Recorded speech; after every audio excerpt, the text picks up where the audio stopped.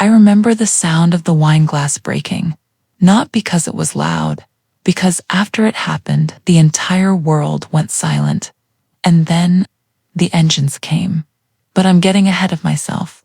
Let me start at the beginning. The part where I was still the queen of my little kingdom. The part where I thought silence was weakness. The part where I made the worst mistake of my life. A restaurant that pretended to be French and charged like it was Paris. Crystal chandeliers. White gloves. A wine list that weighed more than the menu. We served the kind of people who complain about the temperature of the butter for 3 years. I ran that place with an iron fist wrapped in a silk blazer. I thought I understood power. I thought power meant screaming loudest, firing fastest, making sure everyone knew who was in charge. Then Elias walked in. He was quiet, too quiet. When I interviewed him, he didn't speak. He wrote on a small notepad, "I can work. You won't hear me. You'll only see results." I almost laughed. A mute waiter in my restaurant, but he had references, former employers who called him flawless. And honestly, he was desperate, which meant I could pay him less, so I hired him. For 3 years, Elias never made a mistake, never complained, never asked for a raise. He moved between tables like a ghost. Guests loved him because he anticipated their needs before they spoke. Other waiters hated him because he made them look lazy. I didn't love him. I tolerated him to me. His silence wasn't dignity. It was a defect, something to use, and then came the night of the spill. A child. Table 7. A little boy, maybe 6 years old, reaching for bread. Elias was carrying a tray with a single glass of red wine, the most expensive vintage on the list, destined for the councilman's wife, Elias's wrist. The glass-tipped red wine exploded across the woman's cream-colored dress. She screamed like she'd been stabbed. The room went quiet. Every head turned. And I saw my moment. I could have asked what happened. I could have checked the security footage. I could have noticed that the child's mother was apologizing, that the boy was crying, that Elias was already reaching for his notepad to explain. But I didn't, because power isn't about being fair. Power, I thought, was about being feared. So I walked over. I pointed my finger in Elias's face, and in front of everyone, the councilman, his wife, the other diners, my entire staff, I destroyed him. "You're done. Get your things. Don't come back." He tried to write something. I snatched the notepad from his hands and ripped the page in half. "No, you don't get to speak now. You had one job. Get out." The room watched. Some looked uncomfortable. Most looked away. The councilman's wife smirked into her replacement glass. Elias didn't argue. He didn't cry. He just looked at me, not with anger, not with sadness, not with pity. That should have been my first warning. He retrieved his jacket from the coat check. At the door, he paused, turned back, held my gaze for one long second. Then he walked out into the night. I turned to my staff and said, "Anyone else want to embarrass me?" No one answered. I felt powerful, invincible. For 11 minutes. 11 minutes. That's how long my victory lasted. After Elias left, I comped the councilman's table. I told the story twice, laughing each time. I could already see the message spreading through the staff. Don't cross, Claire. The restaurant settled back into its rhythm. Silverware clinking, wine pouring, the soft hum of wealthy people pretending they had real problems. Then the sound changed. At first I thought it was a truck, a low rumble, distant, but it grew louder, deeper, the kind of sound you feel in your chest before you hear it with your ears. Glasses began to tremble on the tables. The chandelier above the bar swayed just a little.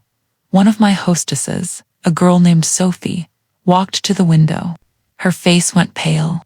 She turned to me, and her voice came out as a whisper. "Claire, you need to see this." I walked to the window and my heart stopped. The entire street was shut down, not by traffic, not by an accident, by 6 black sedans with diplomatic flags I didn't recognize but should have, police outriders on motorcycles, men in dark suits with earpieces, spreading out in perfect formation. Then the center vehicle, a limousine, tinted windows so dark I couldn't see inside. People on the sidewalk had stopped walking. Cars had stopped moving. The only thing still alive was the rumble of engines and the soft click of dress shoes on pavement as the security team took their positions. I remember thinking, someone important is coming to my restaurant. My heart raced, not with fear, with opportunity. If a dignitary was about to walk through my doors, this could make my career. I straightened my blazer, practiced my smile. The lead security officer, a broad man with an earpiece and a face that had never laughed, toward the entrance. To greet him, he walked right past me. Didn't glance, didn't pause, didn't acknowledge my existence. He walked to the curb, to a figure standing there. A figure I hadn't noticed until that moment. Elias. He was still in his street clothes, the same jacket he'd put on when I fired him. He wasn't hiding, wasn't running. He was just waiting. The security officer stopped 2 feet from Elias, and then, in front of the entire street, in front of my staff, my customers, the councilman, his wife, everyone, he bowed. A deep, formal bow. The kind you see in movies about royalty. I couldn't breathe. Elias nodded, once a small, almost invisible movement. Then the officer turned and gestured. The limousine door opened. He wasn't wearing a crown or robes, just a simple linen shirt and dark trousers. But the way he moved, like the world was supposed to part for him, told me everything. He walked past me again, past the Mater D, past the frozen faces of my customers. He went straight to the coat check. "Elias's jacket," he said, quiet, calm, the kind of voice that doesn't need to yell. The coat check girl pointed, trembling. He retrieved Elias's jacket, the one I'd made him take off when I fired him, and held it like it was made of gold. Then he turned to face the room. "My brother hasn't spoken since he was 7 years old," he said. "He took a bullet for me when we were children. His silence is not a disability. It is a choice. And his dignity is not yours to take." The room was so quiet I could hear my own heartbeat. "You fired him over wine," he continued, looking directly at me.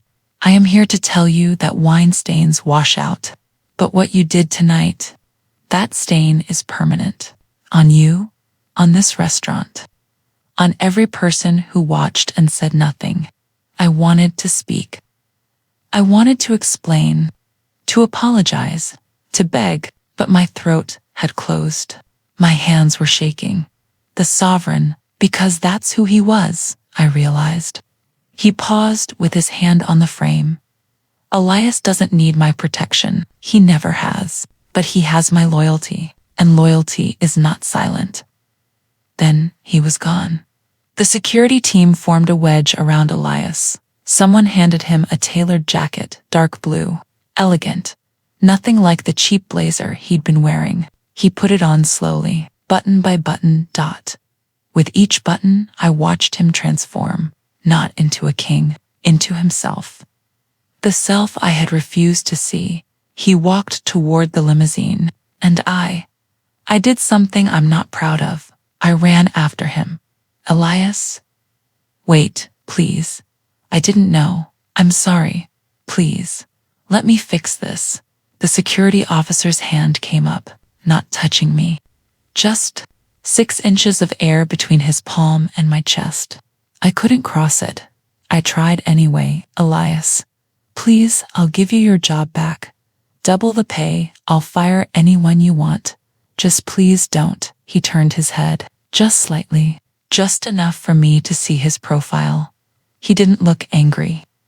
He didn't look victorious. He looked tired, tired of people like me. Then he got into the limousine. The door closed. The motorcade pulled away, and I was left standing on the sidewalk in my expensive blazer with nothing. I stood there for I don't know how long. Minutes, maybe an hour. My staff watched from the windows. Customers whispered behind their hands. The councilman's wife had stopped smirking. I walked back inside, picked up the ripped notepad page from the floor. The one I'd torn from Ilias's hands. On the back, in his handwriting, was a message I hadn't seen.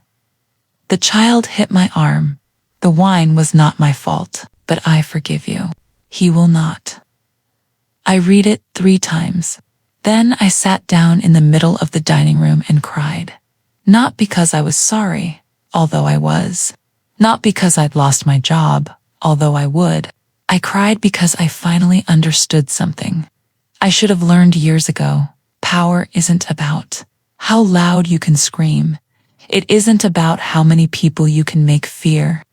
It isn't about the size of your title or the price of your wine. Power is about how you treat the person who can do nothing for you.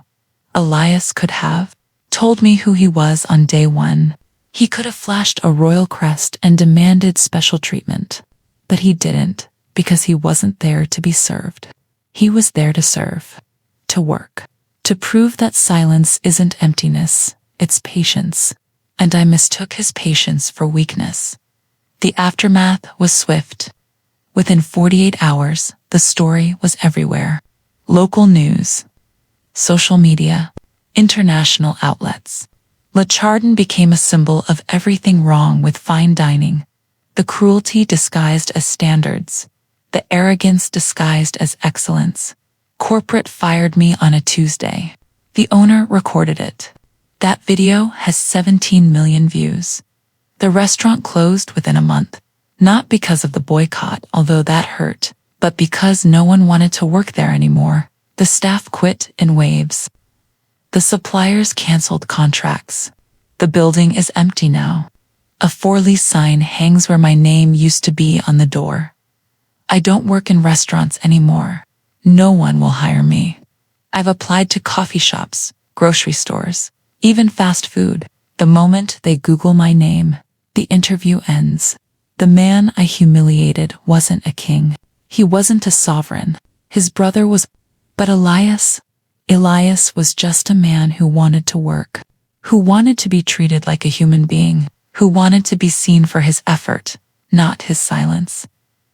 I could have been that manager, the one who asked what happened, the one who defended her employee, the one who said the child bumped him.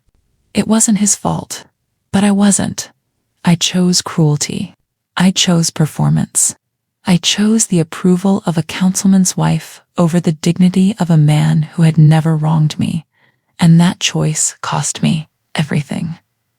A few months later, a photograph surfaced online. Elias at a state dinner, standing beside his brother, the sovereign. No medals, no titles. Just a small smile and the same quiet eyes. He still doesn't speak in public. Some say he never will. His silence is his shield now. No one dares to mock it. I think about him often. About the notepad. About the message I didn't read until it was too late. I forgive you. He will not. I don't need the sovereign's revenge. I have my own. Every morning I wake up in a small apartment I can barely afford. Every afternoon I send out resumes that go unanswered. Every night I lie awake replaying that moment, the glass breaking, my finger pointing, his eyes full of pity. That is my punishment. Not the motorcade, not the firing, not the public shame. The memory of what I did, and the knowledge that I can never undo it.